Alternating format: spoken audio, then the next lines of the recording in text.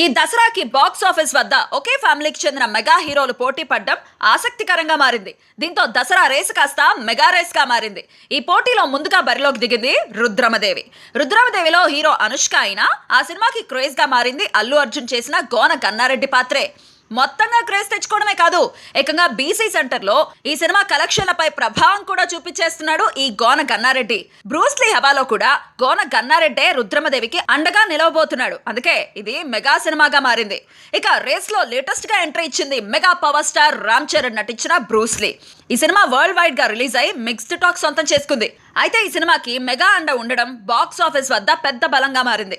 చాలా కాలం తర్వాత megastar Chiranjeevi వెండితెరపై re entry ఈ సినిమా ద్వారా చేయడం బ్రూస్లీకి ఉన్న అతి పెద్ద ప్లస్ పాయింట్. సినిమాలో ఏమీ లేకపోయినా చిరు ఎంట్రీ అద్దరిపోయింది అని అంటున్నారు. ఆ 3 నిమిషాలు పండగలా ఉందని కితాబిస్తున్నారు. ఇప్పుడు బ్రూస్లీని కాపాడవలసింది చిరంజీవి అని క్రిటిక్స్ అంటున్నారు. ఈ మెగా రేస్ లోకి సడన్ గా ఎంట్రీ ఇవ్వబోతున్నాడు మెగా బ్రదర్ తనయుడు వరుణ్ తేజ్.